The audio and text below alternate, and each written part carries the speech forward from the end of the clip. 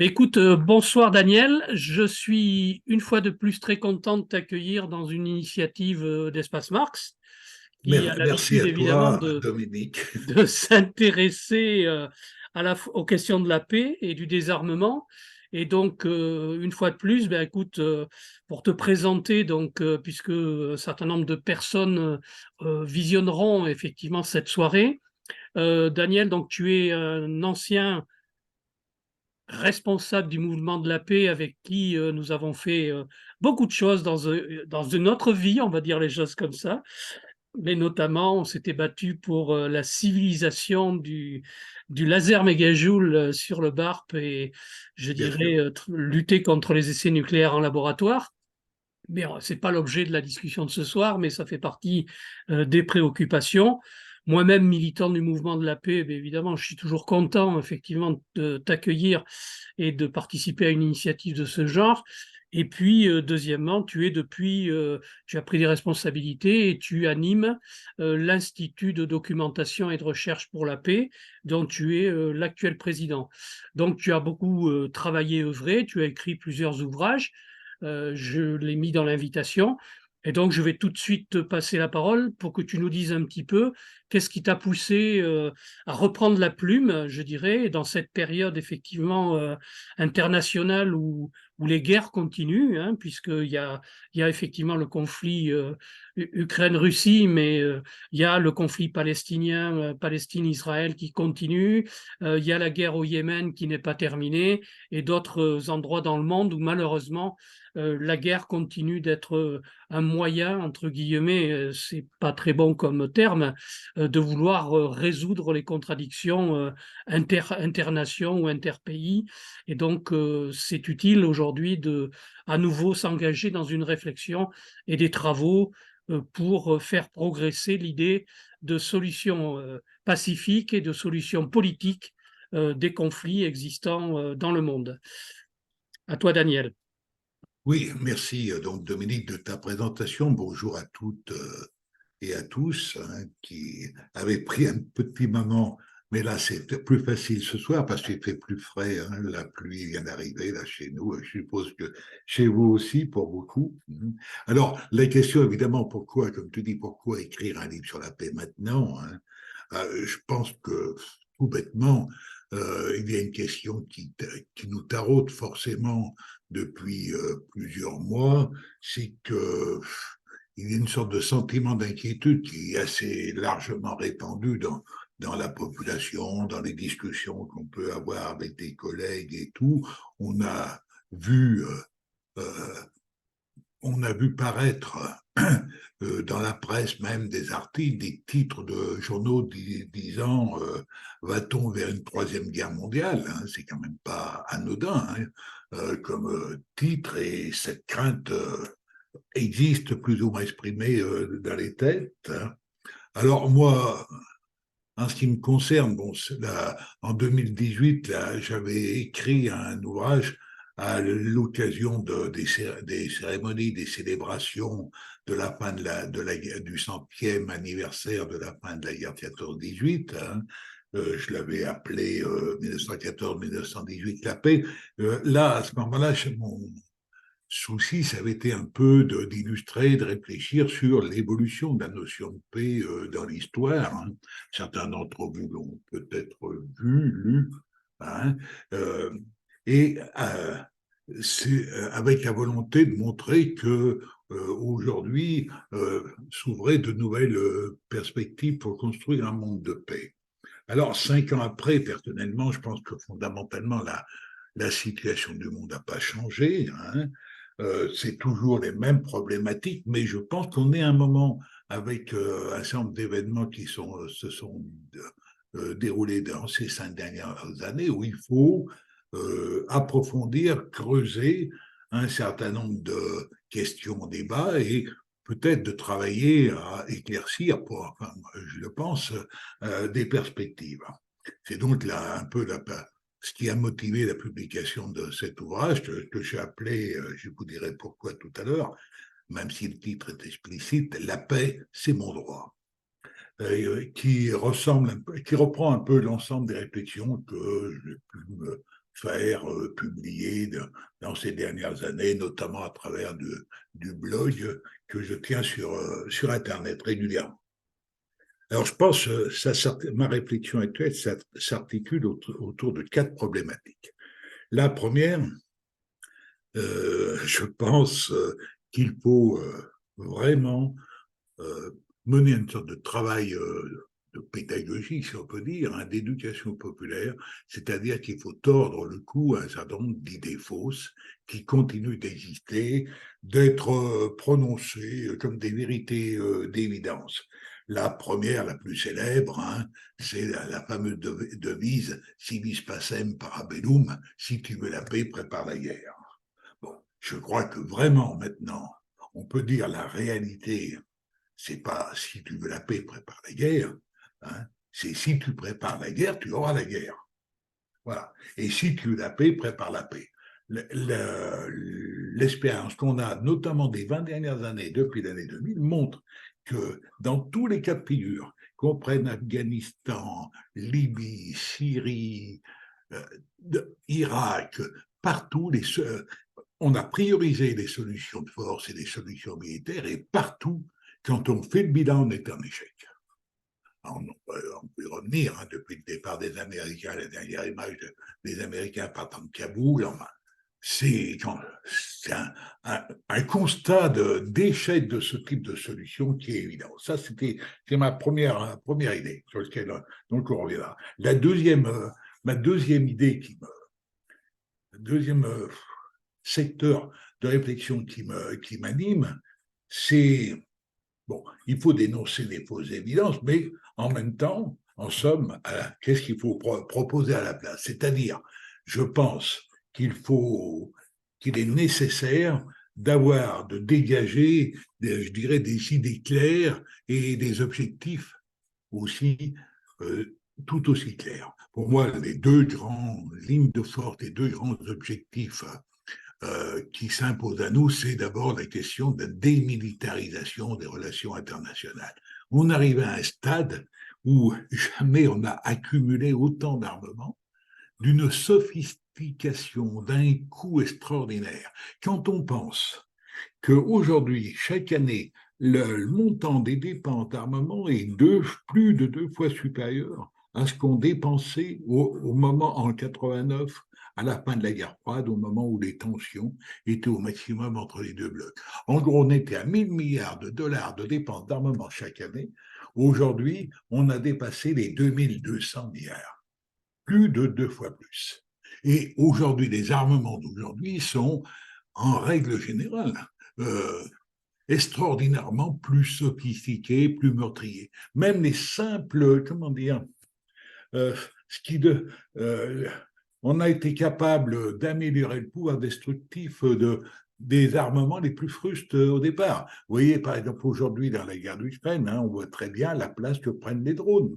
Qu'est-ce que c'est qu'un drone? C'est vraiment ultra sophistiqué. On a fait maintenant un objet qui peut servir soit de tueur télécommandé, c'est ce que les Américains ont utilisé pour liquider certains soutien de Ben Laden, soit pour bombarder de manière, soit pour mettre le feu, comme c'est utilisé par les Russes ou par les Ukrainiens dans le conflit actuel. C'est donc la question de la démilitarisation des relations internationales, on s'entend bien, j'expliquerai ce que j'entends par là, mais c'est quelque chose d'essentiel. Et il me semble qu'on arrive aussi à un moment où il faut réfléchir comment on procède vraiment à ce que j'appelle, moi, un rééquilibrage du monde. Un rééquilibrage du monde, ça veut dire quoi pour moi?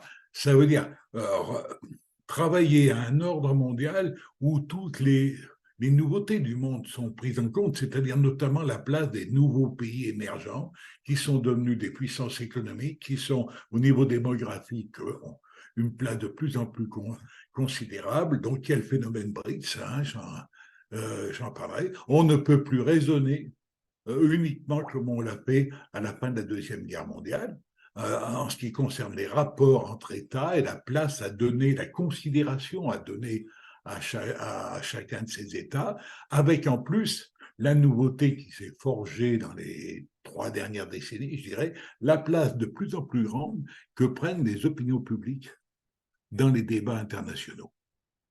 Et ça, dans tous les pays, même s'il y a des différences dans la vie démocratique, dans les formes d'expression, hein, vous allez me dire, mais partout, les opinions publiques sont en train de jouer un rôle de plus en plus important. On avait un échange à bâton rompu avec Dominique avant le début là, sur la Chine, par exemple. Bon, en Chine, les opinions publiques trouvent un chemin pour s'exprimer. C'est pas le même que celui qu'on connaît. On peut estimer qu'il est un peu limité, mais partout, les opinions publiques jouent un rôle, et on l'a vu notamment, par exemple, dans les dernières années, sur des questions comme le climat, avec la poussée des opinions publiques dans les accords de Paris, etc.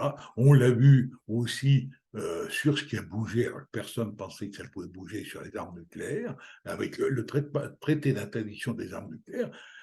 Il a pu aboutir parce qu'il a relevé de ce qu'on appelle des désarmement humanitaire. Mais le désarmement humanitaire, ça a un effet, un impact, que parce que c'est un sujet qui est sensible aux opinions publiques. C'est-à-dire qu'on n'est pas abouti à un traité d'interdiction des armes nucléaires pour des questions de stratégie, de rapport de force, etc. On aboutit à un traité d'interdiction des armes nucléaires soutenu par 130 pays, hein, sur le principe ratifié déjà par 70, sur la question, s'il y avait une catastrophe nucléaire aujourd'hui dans un pays, est-ce qu'on a les moyens de faire face et de protéger la population? Ben non. Ah, c'est-à-dire, oui, un peu c'est une manière indirecte de mesurer le rôle que jouent les opinions publiques. Et aussi, je m'expliquerai là-dessus plus en détail. Le troisième groupe d'idées sur lequel j'ai voulu insister, qui me paraît complètement sous-estimé dans nos débats, même par des militants parfois avertis, c'est la puissance et la qualité des outils dont nous disposons pour faire bouger les questions de la paix. Et d'abord, la première d'entre elles, hein, c'est quand même, on sous-estime le fait que depuis plus de 70 ans, on construit une sorte de maison commune, pour reprendre une expression qui a été utilisée il y a 25 ans, hein, qui, à mon avis, mérite d'être retravaillée aujourd'hui, hein, c'est-à-dire qui est constituée de toute la nébuleuse qu'on a construite autour des Nations Unies, de l'Organisation des Nations Unies, des dizaines de structures qui abordent pratiquement tous les problèmes que se pose l'humanité, hein, depuis évidemment les questions de la santé, de la nourriture, de l'alimentation, jusqu'aux questions de la navigation maritime, de la météo, hein, je veux dire, avec on a une sorte de maison commune. C'est quand même quelque chose d'extraordinaire dans une planète qui est aussi complexe, où les relations sont aussi complexes avec le développement économique aujourd'hui, et on a même, je dirais, un règlement de copropriété qui existe depuis 78 ans, hein, qui est la Charte des Nations Unies, et qui reste le seul texte. Non, c'est le texte mère, si je puis dire, que soutiennent et auquel se réfèrent tous les pays du monde. Et au-dessus duquel il n'y a rien d'autre. C'est donc le règlement de copropriété de notre maison commune. Et c'est à partir de ça que, je le redis, on sous-estime parfois ce qu'on a été capable de faire et surtout ce que ça représente comme potentiel pour demain. Alors, ma quatrième série de remarques, si vous voulez, c'est de dire quel est l'enjeu un peu aujourd'hui principal, sans se perdre dans les détails, hein, des situations de crise, des situations différentes suivant les régions, les pays et tout. Moi, je pense qu'on est confronté in fine, à un problème de fond, c'est comment on fait comprendre et on fait s'approprier les règles de fonctionnement, si je puis dire, de la société internationale. c'est-à-dire en fait ce qu'on appelle le droit international. Parce qu'on a construit ça, on a construit cette maison commune, on a ce règlement de copropriété, on a, après tout un tas de règles qui se sont bâties, on a une multitude de traités, de conventions qui ont été établies. Mais comment on fait pour que ça devienne le bien propre, je veux dire, de chaque citoyen, citoyenne de cette terre, de cette planète? C'est un peu une image dans ma jeunesse, en parlant dans les études politiques de certains penseurs ou acteurs du début du siècle. Hein, j'avais une image m'avait quand même toujours frappé chez un nommé Lénine. Hein, comment faire en sorte que la cuisinière soit capable de gérer les affaires du pays. Hein. Il y a une citation quelque peu, il y a sans être passéiste hein, du tout, mais cette image m'avait frappé. Comment faire en sorte que, dans un moment où les questions, où l'opinion publique prend de plus en plus de forme, où les formes d'expression, ça aussi c'est une question qu'il faut qu'on creuse, les formes d'expression avec les réseaux sociaux, avec les moyens audiovisuels, finalement, tous donnent plus de pouvoir potentiellement aux individus, potentiellement, avec toute la lutte qu'il peut y avoir hein, sur les dimensions économiques et rivalités pour prendre le contrôle de ça. Mais potentiellement, quand on regarde les nouveaux moyens d'information, tous, ils sont tournés vers l'individu. Facebook, Twitter, hein, tout ce que vous voulez, c'est tourner d'abord vers l'individu. Or, l'enjeu, c'est est-ce qu'on permet aux individus de s'en saisir et d'intervenir dans les affaires du monde là-dessus. Et donc, pour cela, il faut qu'ils les comprennent. Donc, comment on donne les moyens, les clés de compréhension. Donc, on a les outils, mais comment on donne les clés de compréhension de ces outils au maximum de citoyens dans un maximum de pays pour créer des rapports de force? Parce que là, on arrive bien sûr, non pas pour simplement pour le plaisir, mais pour créer des rapports de force qui donc permettent de faire bouger des choses comme ça commence à être un peu le cas, je le disais, sur des questions comme le climat et d'autres. Euh, c'est dans ce sens que là, il me semble qu'il faut s'appuyer vers une des dernières évolutions, dernières conquêtes un peu de droit qui a eu lieu dans les 20 dernières années, c'est tout le travail qui a été fait sur le développement du concept de droit humain à la paix. Avec les Nations Unies, avec la Charte des Nations Unies, on a en somme conquis une sorte de droit à la paix des nations, des États d'abord. Hein. C'est le but de la Charte, nous, peuple des Nations Unies, pour écarter le fléau de la guerre, etc. Ça a été précisé en termes toujours en termes de peuple dans les années 60. On a ce droit à la paix en termes pour les peuples et les États, disons qu'il est contenu en somme dans la Charte des Nations Unies. Par contre, il y a eu un travail énorme qui a été fait à partir des années 95, notamment dans l'élaboration du concept de culture de paix, hein, autour de l'UNESCO et de son directeur d'époque, Federico Mayer. Et aujourd'hui, on a les éléments d'un droit humain à la paix qui constitue en somme, qui est le complément de tout ce que je viens de dire sur la volonté qu'on doit avoir de donner à chaque citoyen, citoyenne à terme, hein, évidemment, on ne parle pas de demain matin, mais à terme, les moyens d'agir et le droit de combattre, en somme, tous ceux qui voudraient, disons que, faire péter notre planète, hein, pour prendre un terme un peu simplifié. Vous comprenez donc que le titre de mon livre, si j'ai écrit la paix, c'est mon droit, hein, derrière, voilà, c'est la réflexion que je viens un peu de vous élaborer. Voilà un peu le premier, le chapitre, le point général. Donc, si tu veux, Dominique, si ça te permet de me relancer.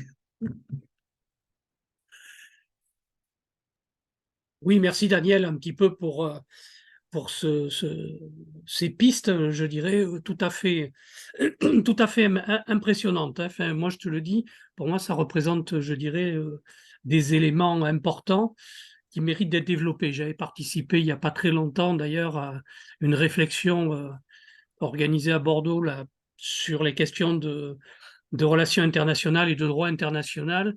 Je crois que c'est aussi effectivement se réapproprier finalement ce qui s'est construit dans les années passées et qui peuvent servir de point d'appui. C'est un petit peu comme pour la lutte sur la sécurité sociale, des moments on construit quelque chose qui intéresse toute l'humanité et puis à un moment donné, certains s'attachent à le déconstruire et à le déconsidérer. C'est pour ça qu'aujourd'hui, effectivement, la question de l'avenir de l'ONU et donc de la dérégulation internationale, elle nous est posée. Quel est ton regard par rapport à ça? Parce que beaucoup jettent le bébé avec l'eau du bain. Or, d'une certaine manière, tu es en train de nous donner envie, je dirais, de regarder de plus près finalement le rôle qu'ont joué ces instances internationales et les droits qu'elles ont produits et qui peuvent être des points d'appui pour l'action militante pour la paix et le désarmement. Moi, je pense il ne faut pas prendre les choses par le petit bout de la lorgnette. Aujourd'hui, il y a une réflexion qui a grandi, qui devient presque une banalité. C'est qu'en gros, c'est que tous les humains sont sur le même bateau ou sur la même planète. C'est en train de se renforcer, de se développer avec donc les questions du réchauffement climatique, de la couche d'ozone, etc.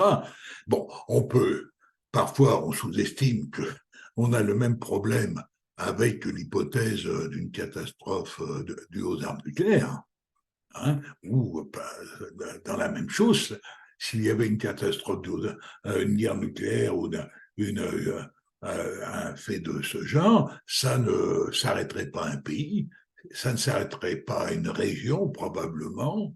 Géographie, ça toucherait une grande partie de la planète. Il y a eu des travaux dans les années 70 sur l'hiver nucléaire qui montraient qu'un conflit nucléaire, rapidement, du fait des conséquences, y compris en termes de modification de l'atmosphère, de nuages et tout, pouvait conduire aux modifications du climat de la moitié de la planète, enfin, etc. Donc, la conscience qu'on est sur une même planète, que la majeure partie des problèmes ne peut pas se régler à l'échelle d'un seul pays, a grandi.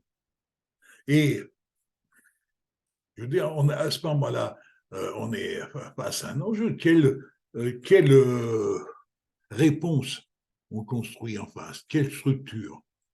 Alors moi je dis, il ne faut pas réinventer la roue. Hein, les réalités des choses font que les constructions de sociétés qui ont été les nôtres dans les 200, 300 dernières années, hein, dans les 2 ou 3 derniers siècles, sous forme d'États et de structures étatiques, ont montré que les intérêts des États étaient toujours égocentriques, hein, étaient toujours tournés vers des rivalités de puissance et tout, et que pour qu'ils s'accordent pour prendre en compte des objectifs communs, c'était un travail très difficile où il fallait des circonstances exceptionnelles. On a eu 2 circonstances exceptionnelles. Il y a eu la Première Guerre mondiale en 14-18, où après, il y a un certain nombre de dirigeants politiques et la réflexion la plus poussée, ça avait été celle du président américain de l'époque, Wilson, hein, qui avait débouché sur la Société des Nations, hein, donc qui s'était installée à Genève dans les années 20, mais qui a été vite limitée parce que pour la situation de l'époque et puis le mûrissement des problèmes, les Américains qui en avaient eu l'initiative n'en ont jamais fait partie, et ensuite la montée des fascismes a cassé le monde. Il a pas eu un deuxième conflit, hein, comme la Deuxième Guerre mondiale, avec toutes ses conséquences, ses horreurs, etc., là encore, hein, les puissances enfin, qui en étaient sorties intactes, les vainqueurs, hein, donc les États-Unis, l'Union soviétique, la Grande-Bretagne, prennent l'initiative d'une nouvelle organisation internationale qui était les Nations Unies. et qui a créé un règlement, une charte, la Charte des Nations Unies, et qui donne les moyens de gérer avec des équilibres qui étaient ceux de l'époque. Bon, on est confronté à une question. Cette organisation des Nations Unies, je pense d'abord qu'il ne faut pas la sous-estimer, la sous-valoriser, il faut vraiment montrer en quoi ce qu'elle a fait a des aspects extraordinaires. Mais si on a des reproches, soyons clairs, on ne va pas attendre une troisième guerre mondiale pour construire quelque chose de mieux, une troisième moteur plus. Non, ça paraît un peu léger comme réflexion, mais je pense que c'est quand même la réflexion principale. Donc, à partir, l'enjeu, c'est à partir des réalités d'aujourd'hui, comment faire que l'Organisation des Nations Unies, la Charte des Nations Unies, puisse s'adapter aux évolutions du monde, aux réalités, ce que j'expliquais à l'arrivée au développement nouveau de certains continents, de certaines régions de continents, aux pays émergents, mais pour lui faire jouer son rôle de régulateur. Et l'espérance tout le monde que là aussi, dans les évolutions, le rôle des États reste prédominant et leurs intérêts égoïstes, mais qu'en même temps, leur capacité d'action est prise dans une sorte de filet de sécurité qui s'est construit en 50 ans, ce que j'évoquais sous forme de traités sur le désarmement, traités sur les relations économiques, etc. Donc, il s'est créé une sorte de filet de sécurité qui est de plus en plus difficile à déchirer. À déchirer les mailles. Et donc, la question, c'est que pour que lui donner toute son efficacité, aujourd'hui, il faut que tous les nouveaux acteurs puissent jouer leur rôle, et d'abord les opinions publiques. Alors, la réforme du Conseil il y a des tas de projets de réforme du rôle de l'Assemblée générale, du rôle du Conseil de sécurité. C'est une question qui est compliquée parce qu'on sort encore, je dis bien encore, donc à la puissance des États et aux intérêts stratégiques des États. Hein. En même temps, on a avancé. Je pense qu'on ne pourra pas, là aujourd'hui, tenir guère plus de quelques années avant de trouver un moyen pour donner plus de place à certains pays émergents en Afrique et en Asie au sein du Conseil de sécurité, membres permanents, non permanents, etc. Les propositions existent pour trouver des formes. Il existe un droit de veto, ce qu'on appelle un droit de veto. Bon, ça n'existe pas en tant que tel, mais dans les faits, c'est un droit de veto. Donc, un des 5 membres permanents peut s'opposer à une décision. Mais ça, c'est un héritage de 1945. En gros, les 5 vainqueurs, on avait 5 vainqueurs. La France était raccrochée. Bon, on avait 5 vainqueurs. Il fallait une garantie qui avait battu l'Allemagne nazie, mais qui pour autant n'étaient pas d'accord entre eux, avec notamment d'un côté les États-Unis, de l'autre côté l'Union soviétique. Donc, il fallait trouver une solution pour qu'aucun d'eux ne fasse un petit dans le dos de l'autre. C'est ça. Hein, donc, le droit de veto était une sécurité. Aujourd'hui, il y a des propositions. On est en train d'admettre, il y a le fait que maintenant le droit de veto au Conseil de sécurité devra être justifié devant l'Assemblée générale dans les jours après s'il ne touche pas une question de sécurité nationale directe. On va donc trouver des moyens pour essayer de limiter ce droit de veto.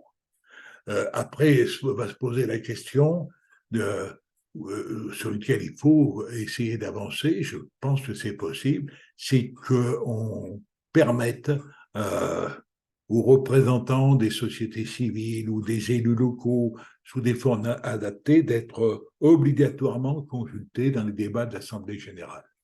Bon, déjà aujourd'hui, les ONG participent de manière beaucoup plus directe à toutes les grandes conférences internationales depuis 20 ans, même sur les questions du désarmement, j'ai participé. Elles participent comme auditeurs, dans les couloirs, comme lobbyistes, dans les couloirs, etc. Mais il faut avancer là-dessus. Donc, on peut imaginer que, par exemple, avant chaque grande décision, l'Assemblée générale soit obligée de consulter les ONG, même si c'est sous une forme non contraignante, etc. Voilà. Mais la question des structures des Nations Unies, c'est une question qui évolue en fonction des rapports de force, d'évolution des rapports de force et des opinions publiques. Si on a un sujet qui est sensible aux opinions publiques, automatiquement, celles-ci, leur poids compte plus. Je veux dire que ce n'est pas quelque chose d'administratif et de bureaucratique. Alors, peut-être pour poursuivre un petit peu, bon, je pense qu'avec juste raison, tu soulignes l'importance des opinions publiques, des citoyens dans les prises de décision. Dans les conflits, je dirais, que l'on a connus là, sur les 20 dernières années, on a assisté à la destruction d'un certain nombre d'États qui étaient plus ou moins constitués. Ben, je pense à ce qui s'est passé avec la Serbie, la Croatie, l'ex-Yougoslavie, hein, où véritablement on a assisté à des déstructurations. Donc, parce que tu soulignes le rôle des États, en fait, et en même temps des peuples. Comment bon, on voit bien aussi ce qui s'est passé en Irak. On a fait éclater, je dirais, un État constitué. On pouvait discuter ensuite du pouvoir politique, hein, mais on avait un État, une structure qui rassemblait tout un pays, un peuple. Et voilà, comment s'articule, je dirais, comment te dire, l'évolution, je dirais, de structures internationales, du droit international et du droit des peuples et des citoyens dans leur propre pays, et comment tout ça peut s'articuler pour justement véritablement construire une culture de paix. Je ne sais pas si je suis précis, mais Moi, je pense qu'il faut être conscient que depuis 30 ans, en gros, hein, 35 ans, on vit une situation internationale de transition très troublée.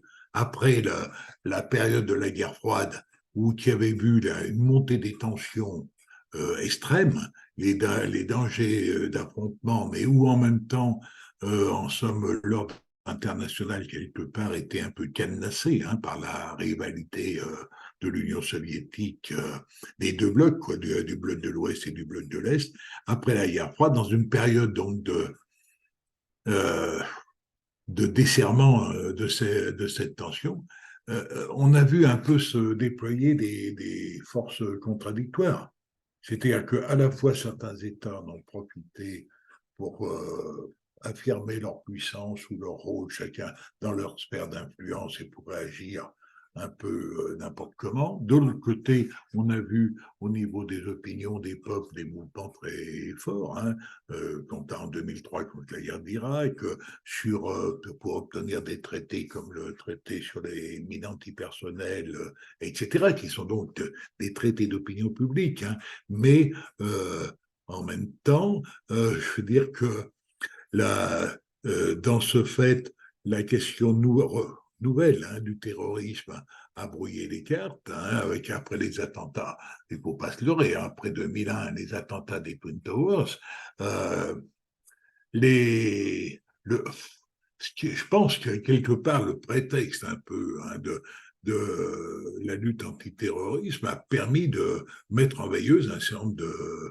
de codes, de réflexion. Moi, à l'époque, j'étais en activité, on voyait bien dans les réunions internationales, les Américains bloquaient tout, etc. Ça a été très compliqué. Donc, des représentants d'État ont joué des jeux particuliers. Il faut évoquer par exemple la question de la Libye, où on prend une décision de protection des populations sous forme d'interdiction des vols aériens de l'aviation libyenne pour empêcher les bombardements, mais où les Anglais et les Français, donc à l'époque Nicolas Sarkozy, tordent cette résolution pour faire envoyer des troupes au sol et pour aider finalement les factions à s'entre-déchirer et à faire donc tomber la Libye. Sauf que on a la peau de Kadhafi, hein, on a peut-être la peau d'un dictateur, oui, hein, certainement, mais on décide en somme de qui est le bon et qui est le méchant, mais ensuite, on a un pays complètement déstructuré qui ne s'est pas relevé encore depuis et qui devient après le refuge de tous les djihadistes, de tous les terroristes du Moyen-Orient, et ensuite qui vont pouvoir se répandre dans toute l'Afrique saharienne et subsaharienne. Hein, on oublie ça un peu dans les bilans des Français. Donc, on a une époque où on a des courants contradictoires. Moi, je pense que la seule manière de retrouver et de reconstruire une nouvelle stabilité, parce que international, c'est un peu de ça dont il s'agit, c'est de faire prendre conscience qu'il y a une globalité des problèmes à l'échelle de la planète. Hein. Bon, c'est un peu dans ce qu'on disait tout à l'heure sur la conscience du risque climatique, des risques, etc., pour enfin, réparer les dégâts faits dans le filet de sécurité depuis 20 ans et pour pouvoir marquer de nouveaux progrès. C'est pour ça qu'il faut redonner, réexpliquer un certain nombre de choses simples. On est quand même dans un monde où depuis 75 ans, là, on a décidé, tous les pays ont décidé ensemble que la guerre était écartée des relations internationales. C'est la charte de l'ONU qui a été acceptée par tous les pays.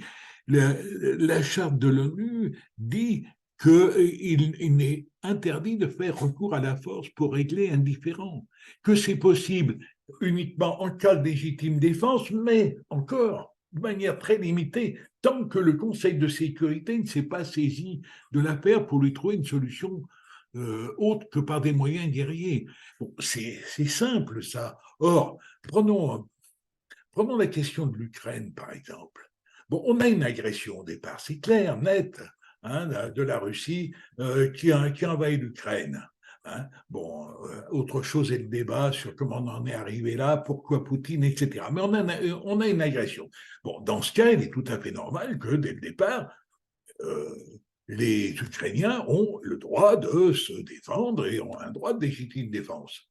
Mais au bout de 2 ans, moi, je pense que la situation n'est plus la même. Depuis 2 ans, les grandes puissances au Conseil de sécurité, même sans la Russie, ont le devoir et ont le devoir de trouver des solutions pour mettre fin aux hostilités, pour trouver des solutions diplomatiques et politiques. C'est leur devoir.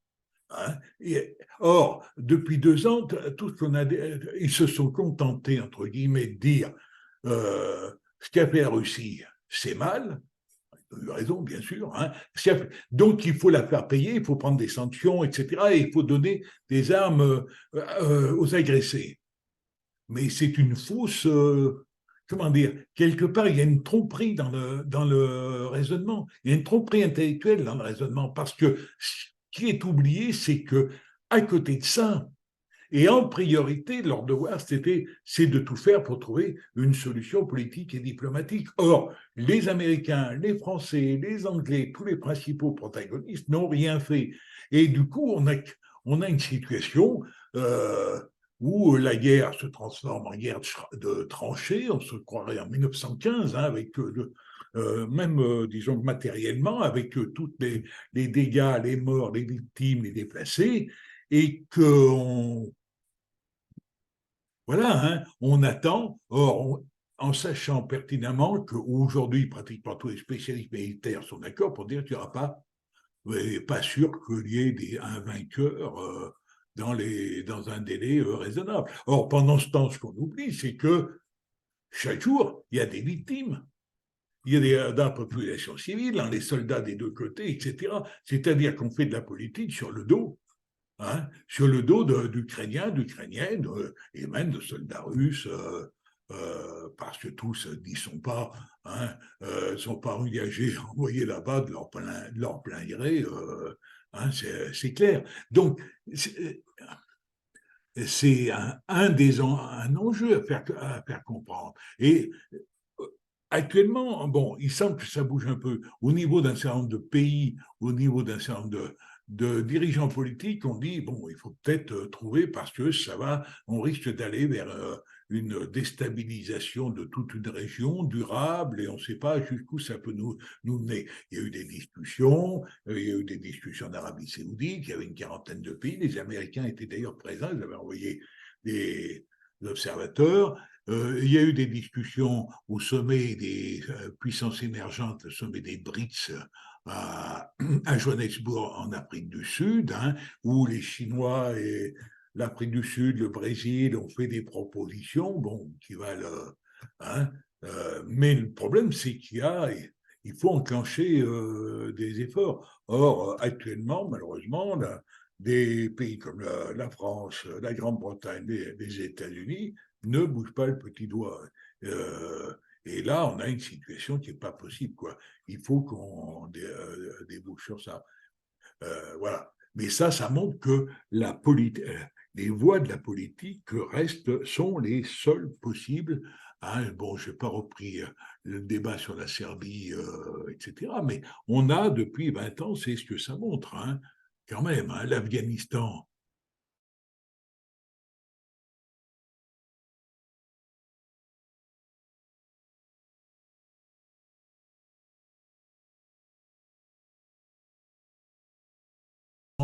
Un pouvoir taliban plus que jamais renforcé, avec une situation faite au peuple et faite aux femmes, en particulier complètement inimaginable.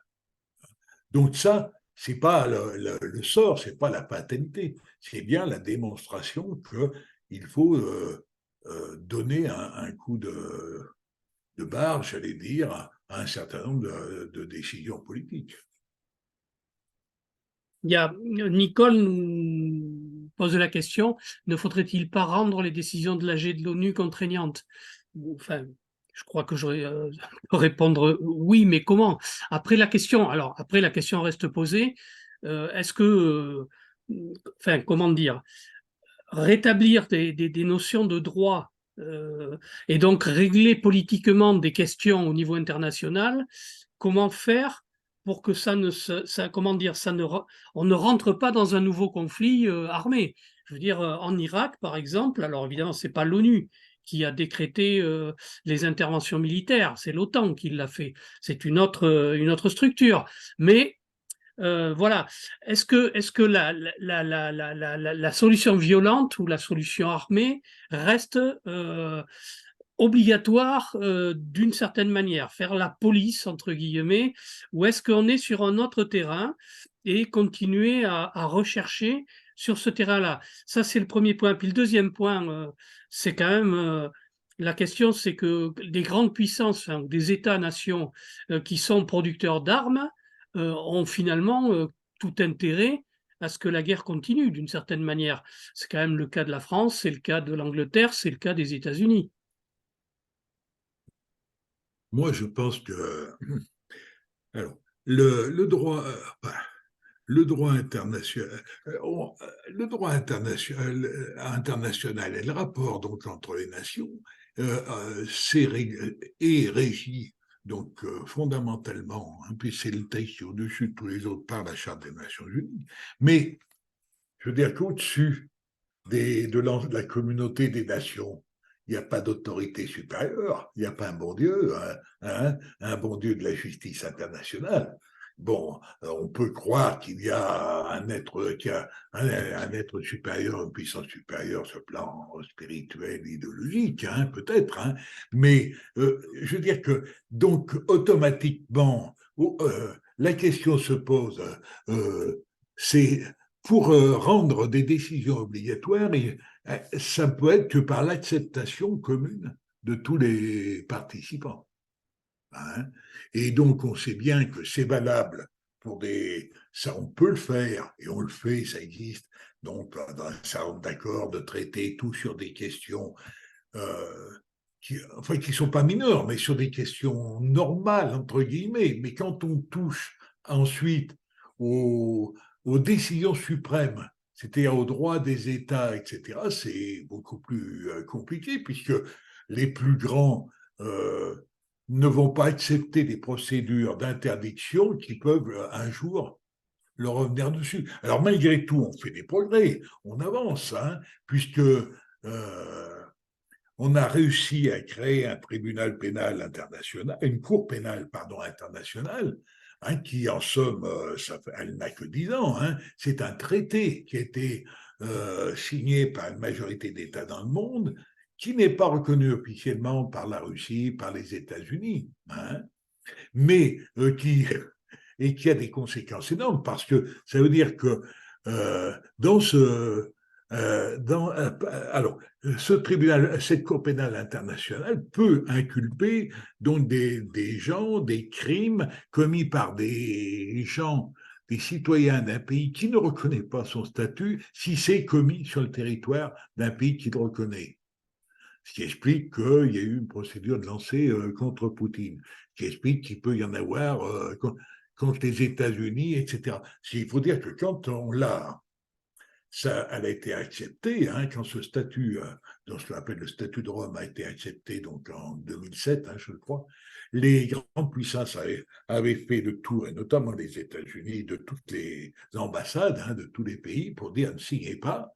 Hein. Bon, entre nous, on peut faire des accords bilatéraux, mais ne signez pas ça, parce qu'on ne sait jamais quoi, ce qui peut arriver, hein, si on se fait coincer. Bon, on avance là-dessus, mais à un moment donné, je pense qu'une décision internationale, le seul moyen de rendre effective, pas obligatoire, mais effective une décision internationale, c'est le rapport de force politique qui va permettre de le faire. Alors, l'Assemblée générale, les décisions de l'Assemblée générale des Nations unies ne sont pas obligatoires. Celles du Conseil de sécurité peuvent l'être uniquement dans un certain nombre de cas, hein, c'est-à-dire si ça touche donc aux questions de la sécurité du monde. Donc à ce moment-là, il existe un article de la Charte des Nations Unies, hein, le chapitre 7, qui autorise théoriquement donc le Conseil de sécurité à faire appel à la force, à solliciter des États membres ou une coalition d'États membres ou une alliance militaire pour appliquer donc une décision, y compris par la force. Mais avec donc, d'où on comprend l'importance, la place qu'a le droit de veto dans une telle situation d'un des 5 membres du Conseil de sécurité. L'Assemblée générale n'a pas ce pouvoir, elle prend des décisions. Mais ces décisions peuvent avoir une force si elles sont relayées dans l'opinion. Ça, c'est un débat qui vient beaucoup sur les questions Israël-Palestine. Hein, sur le droit, la justice, le droit international. Moi, j'ai toujours défendu l'idée qu'on ferait bouger l'application des décisions internationales concernant la Palestine et concernant les droits des Palestiniens que si on arrive à créer un rapport de force qui implique les deux populations, palestinienne et israélienne. Parce que en droit international, on ne peut pas. Faisons attention, comment la question de l'imposition d'une décision. Peut-on imposer une décision pour un peuple contre un autre peuple? Attention après à ce qu'on crée pour l'avenir, pour les siècles. Le but est d'obtenir un rapport de force qui implique l'opinion des deux parties, des deux peuples, pas des États, pas des dirigeants, hein, mettons-nous bien d'accord. C'est pour ça que, concernant Israël et Palestine, moi, quand j'étais en responsabilité au mouvement de la paix, j'avais fait beaucoup d'efforts, j'avais été en Israël et en Palestine, pour avoir nouer des relations avec les organisations des deux côtés, et pas forcément avec des organisations qui épousaient toutes mes analyses, etc., notamment du côté israélien, mais j'ai manifesté, j'ai manifesté à Jérusalem avec la paix maintenant, avec Shalom Arshad devant le domicile du Premier ministre israélien, parce que je considérais que c'était un moyen de pas que l'enjeu n'était pas seulement la solidarité aux Palestiniens, mais c'était comment impliquer les populations, les organisations israéliennes dans ce combat. Alors bon, depuis, la situation a évolué, c'est plus compliqué, encore que dans les dernières périodes, les manifestations contre le gouvernement israélien sont peut-être porteurs de nouvelles possibilités d'action. Voilà, donc sur la question un peu de la légalité. Ta deuxième partie, Dominique, excuse-moi, Non, mais pour l'essentiel, tu as évoqué un petit peu les préoccupations. Pour revenir quand même sur une dimension, là où on se sent des fois un peu coincé, c'est dans l'articulation entre des États-nations, des États souverains, et puis les structures intermédiaires type Europe, pour ce qui nous concerne, hein, Union économique européenne, et donc la difficulté, je dirais, pour continuer à porter une voix nationale au sens de l'État et du peuple concerné dans le concert international sans recourir à la médiation intermédiaire. Alors, et comment on articule les deux, quoi, en clair? Parce que ce sont deux espaces politiques qui ont leur intérêt, mais on sent bien que c'est comme l'espace mondial, c'est que les notions de citoyenneté que tu évoquais au début, elles sont fragiles, elles sont en constitution, j'ai envie de dire. C'est-à-dire qu'on n'est pas c'est du pas tout mal. dans la même situation que dans un État-nation, encore que, enfin, il y a y compris des endroits dans le monde où justement ces États sont en constitution aussi, et que la notion de citoyenneté n'est pas quelque chose de très facile et qui existe partout d'ailleurs. Hein. Il reste encore des royaumes, il reste encore des endroits dans le monde, je dirais, où cette notion n'existe pas. Moi, je pense que c'est une question sur laquelle il faut effectivement, on, on réfléchisse beaucoup plus parce que il y a beaucoup de choses qui ont évolué depuis les années 70-80 sur la réflexion sur la nation, sur l'État-nation. Parce que dans les évolutions du monde, moi, je dis que la place des États, donc, est questionnée. Euh, Elle est questionnée entre États, par les modifications entre États, la montée de nouveaux États, de nouveaux émergents, etc. Elle est questionnée par, en somme, l'entrée dans les débats internationaux de nouvelles forces non étatiques, pour employer un terme savant. Hein. Dans ces forces non étatiques, il y a les opinions publiques, mais il y a d'autres forces. Il y a les forces économiques, hein, le développement des grandes structures économiques, financières, etc. Et il y a aujourd'hui, donc, les questions internationales deviennent une rivalité ou un enjeu entre donc des forces étatiques et les forces non étatiques, qui peuvent, disons, soutenir les uns ou les autres. Et c'est bien évident que le débat, le débat nation, il ne peut pas se résumer au débat entre nation et structure, tu dis intermédiaire, je ne sais pas, oui, peu importe. Hein. Donc, par exemple, l'Union européenne, hein, tu as souligné l'Union européenne, c'est aussi la place des autres forces non étatiques, notamment des lobbies économiques ou des lobbies financiers, dans ce débat, parce que le jeu, il est avec eux. Hein. Donc, je pense, si on est partisan, euh, je suis, hein, que les forces, les puissances économiques et financières, leur influence doit être maîtrisée, contrôlée, etc. Ça veut dire que euh, il faut donner plus de moyens à ce moment-là à ces dispositifs de contrôle, c'est-à-dire donc opinion publique, organismes représentatifs, élus, Hein. Moi, je suis partisan, pour ça je suis partisan même aux côtés de l'Assemblée générale.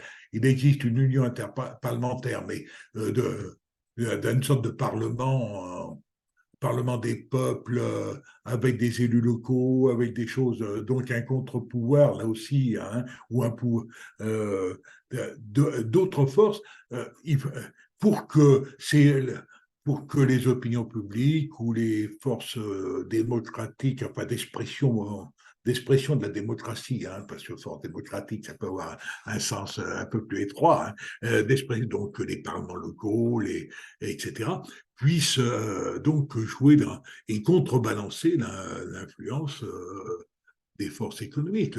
Là, les questions avec l'Union européenne, je pense, ne sont pas séparables de ça, quoi.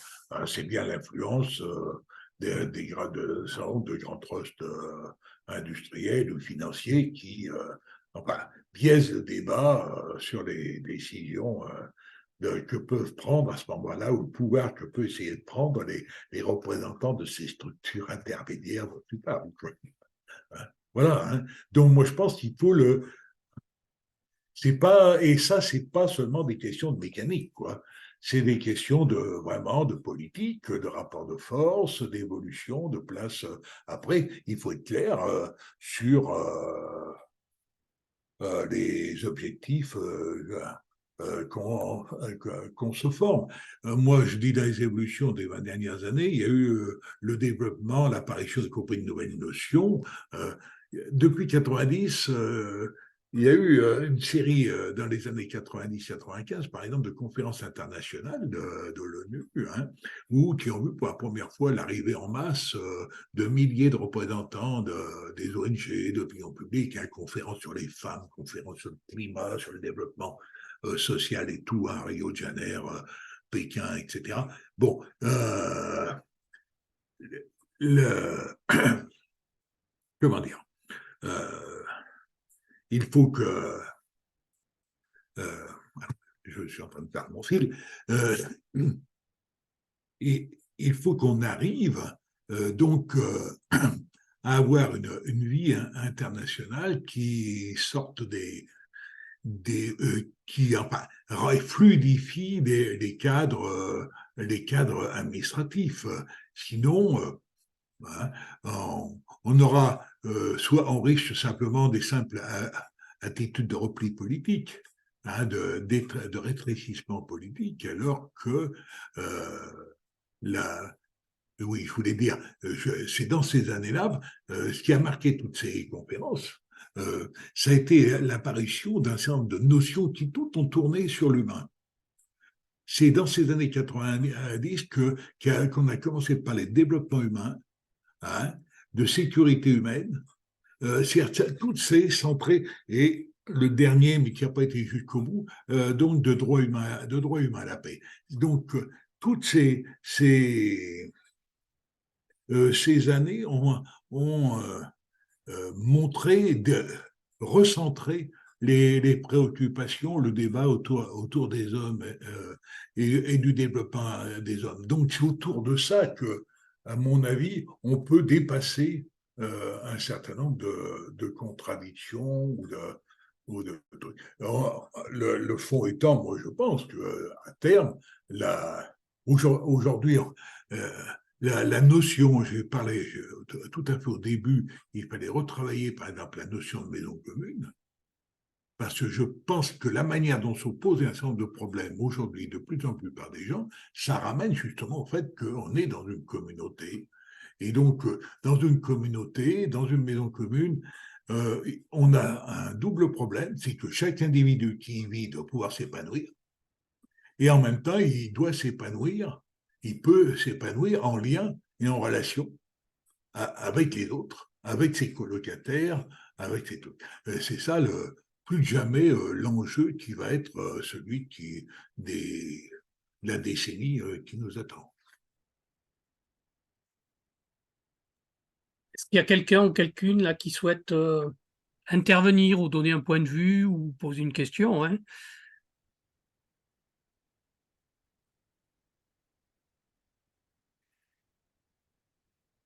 On évoquait tout à l'heure Tu évoquais au début de ton intervention, effectivement, l'importance de nourrir, je dirais, la réflexion individuelle et collective.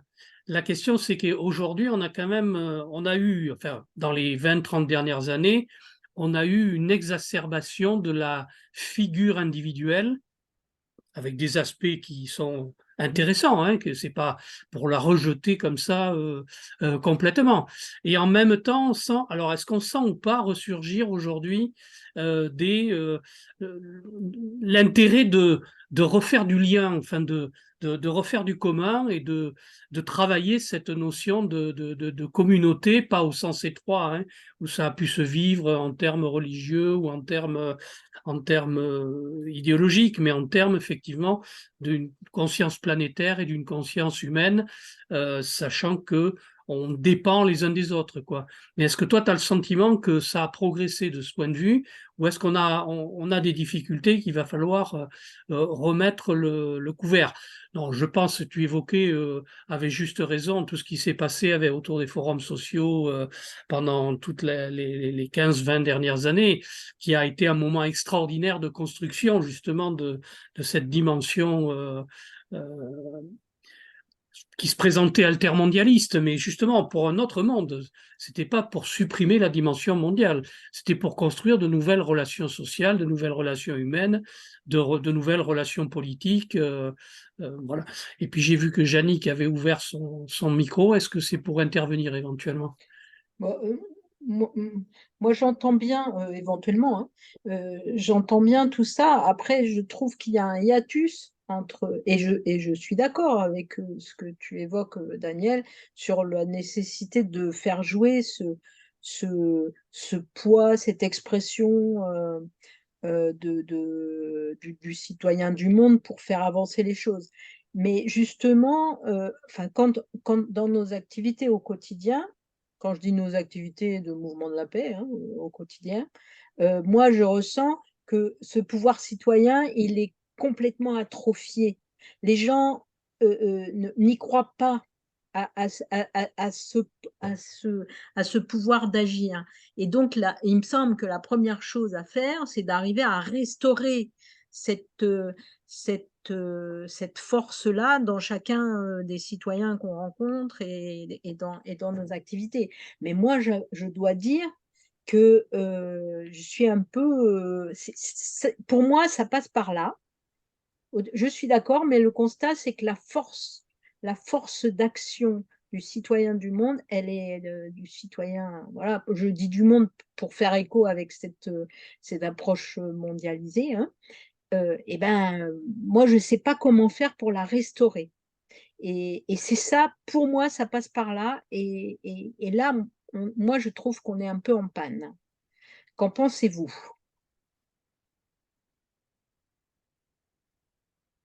Moi, bon, pour reprendre les idées émises par Dominique et Yannick, voilà. C'est vrai que donc une des caractéristiques des 30 dernières années, des 3 dernières décennies, ça a été donc une importance de donner plus grande à l'individu du fait du développement, même des techniques, des modes de vie, etc. Ça a eu, je pense, des aspects positifs au niveau de notions bah, qui nous intéressent plus directement, comme la notion de culture de la paix, qui, dont un des présupposés, c'est de dire que la lutte pour la paix, pour construire la paix, de vivre ensemble, etc., c'est pas seulement une question générale et de structure, c'est aussi de la responsabilité de l'individu.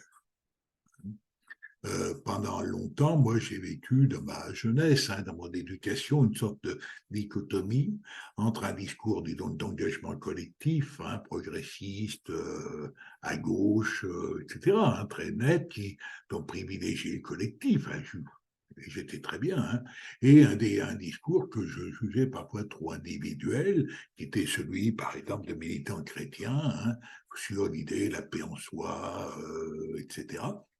Et je pense que la notion de culture de paix est une forme, hein, de recherche pour faire joindre ces deux préoccupations, à la fois celle de l'action collective et de l'action, de l'engagement individuel, hein, pour y revenir. Mais il y a des gens donc, qui, à l'époque, avaient écrit des choses très intéressantes dans les années 90, y compris au sein du mouvement de la paix. Hein. Je pense à l'époque un des secrétaires nationaux qui était un dominicain, hein, François Biot, qui avait écrit des réflexions très intéressantes là-dessus.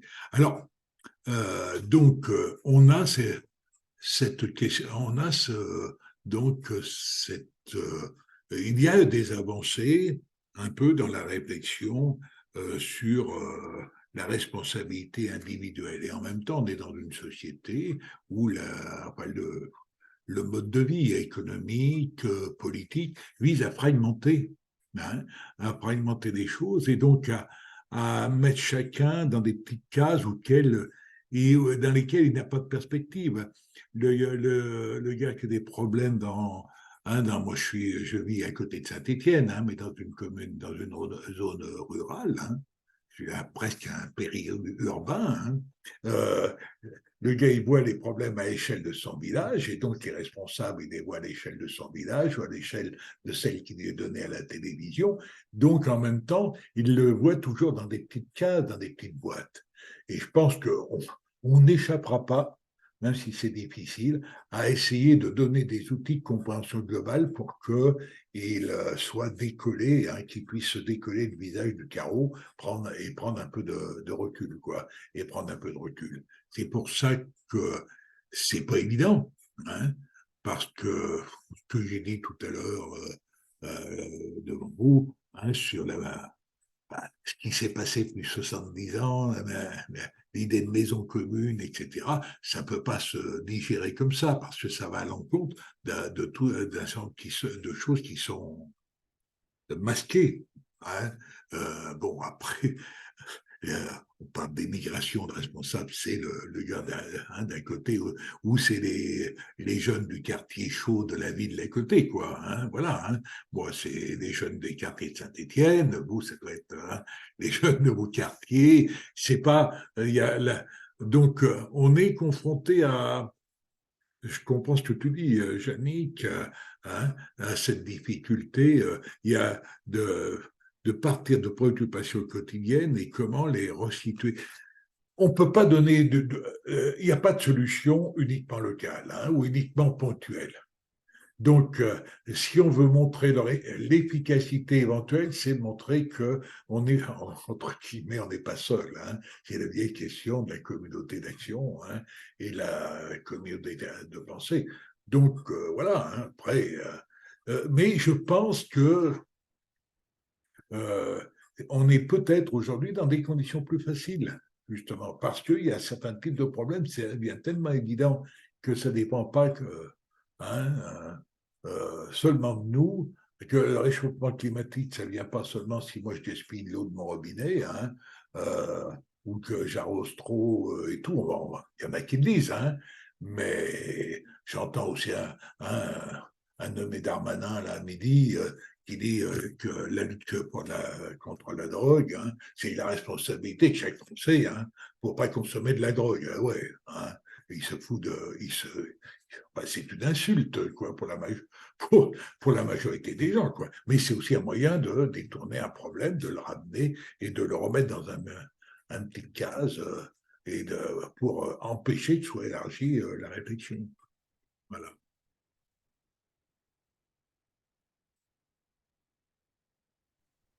Merci Daniel. Est-ce que d'autres personnes souhaitent intervenir? Nicole, Élise, Jean-Claude, Christian?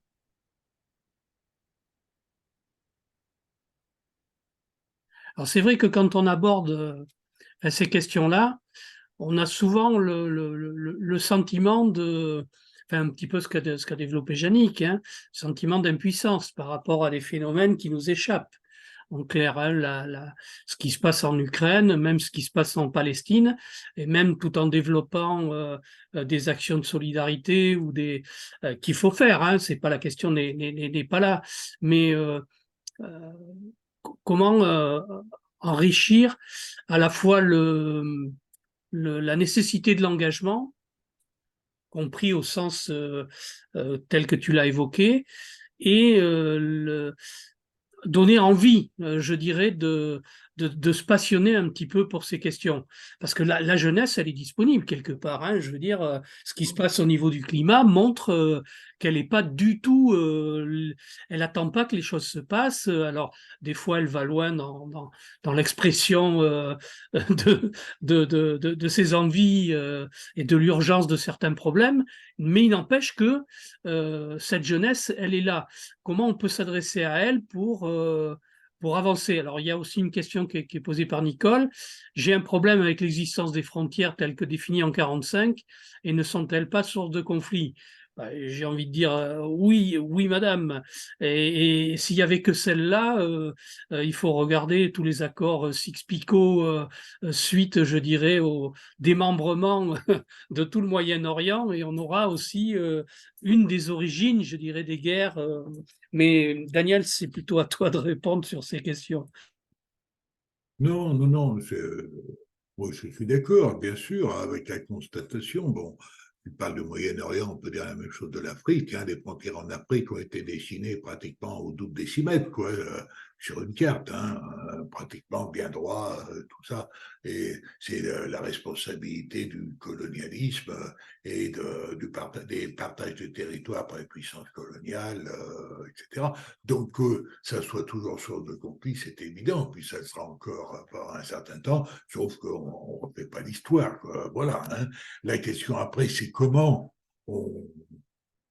on surmonte comment on surmonte ces problèmes. Alors, c'est évident que si on veut faire vivre ensemble des gens, justement, où la première tendance, ça peut être une simple rivalité locale, on sait bien que c'est en leur permettant de surmonter ça par une vie plus digne, avec des moyens, etc. Donc, les questions, on va là, le 21 septembre, et comme chaque année, la journée internationale de la paix, hein,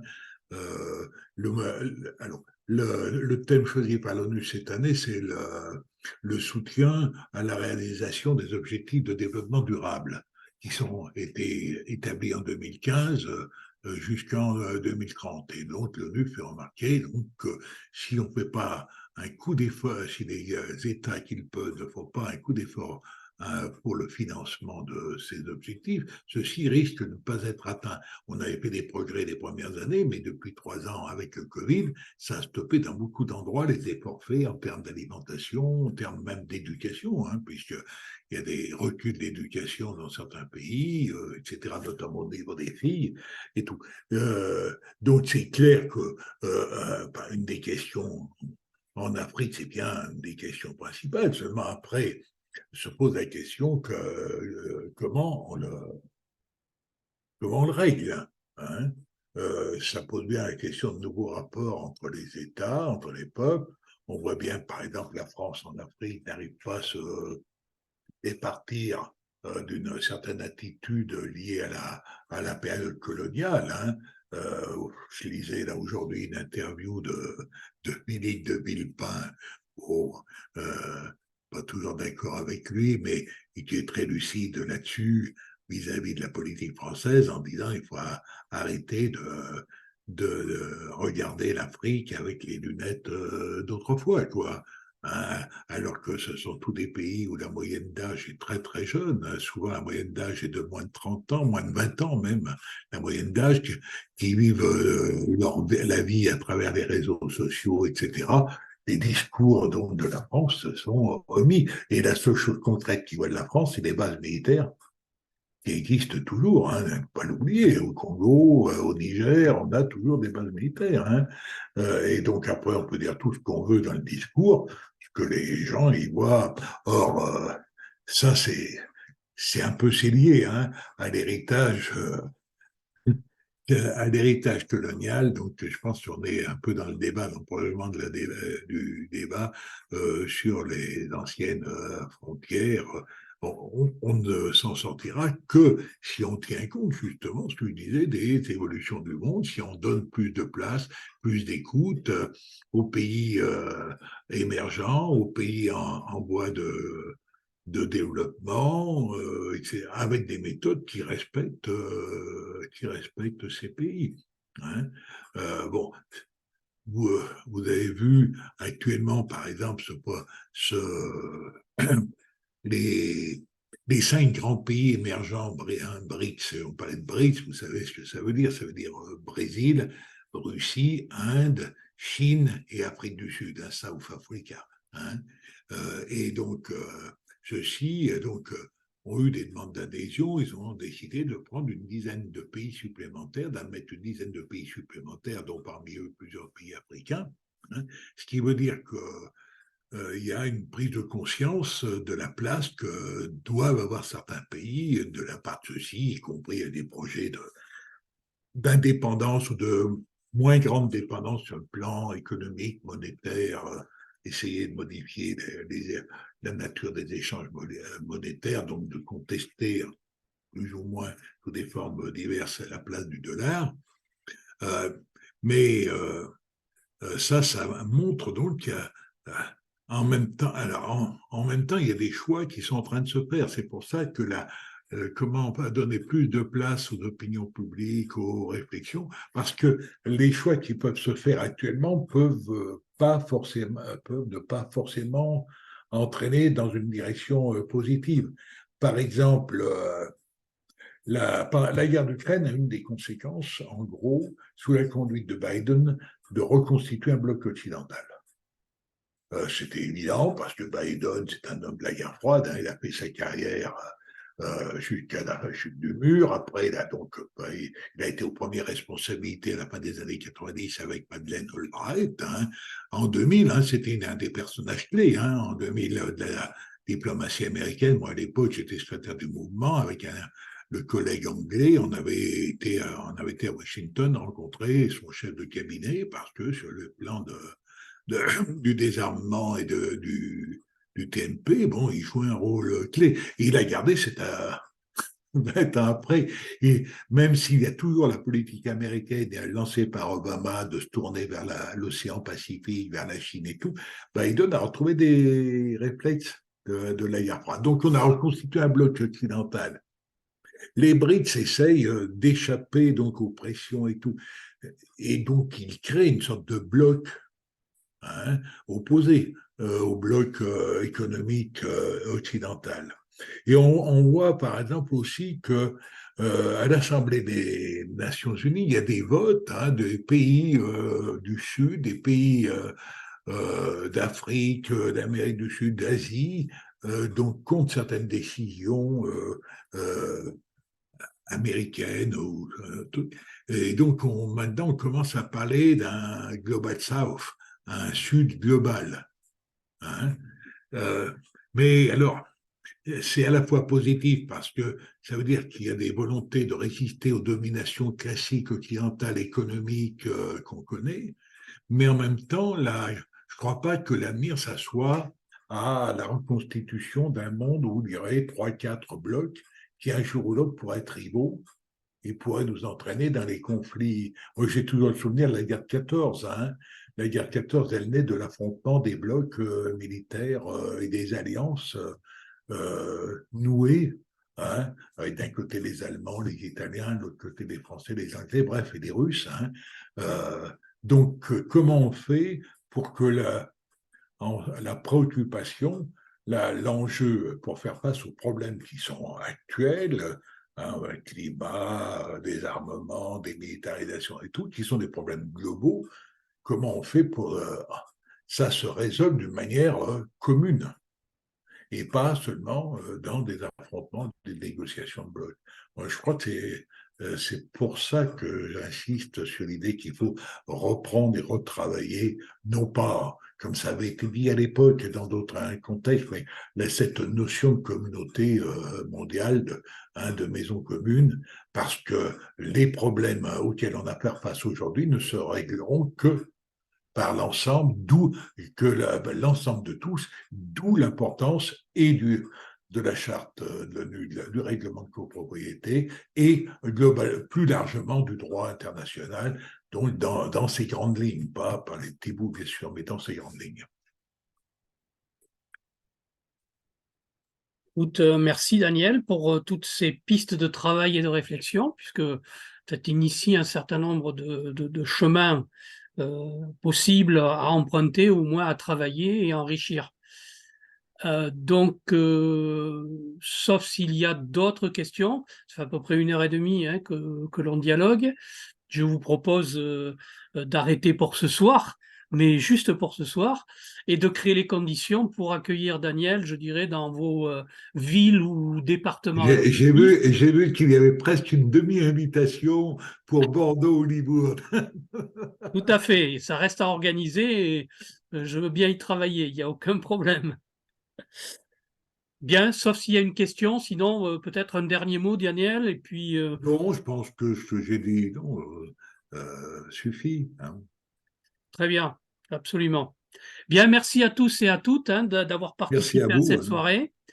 Et puis, je dirais, rendez-vous et à plein d'initiatives, mais particulièrement le 21, même si ça tombe en semaine, pour les initiatives nombreuses qui auront lieu dans tout le pays, initiées par le mouvement de la paix, l'appel des 100 et toutes les organisations qui travaillent sur ces questions de paix et de désarmement. Bonne soirée à tous et à toutes, et à bientôt. Merci.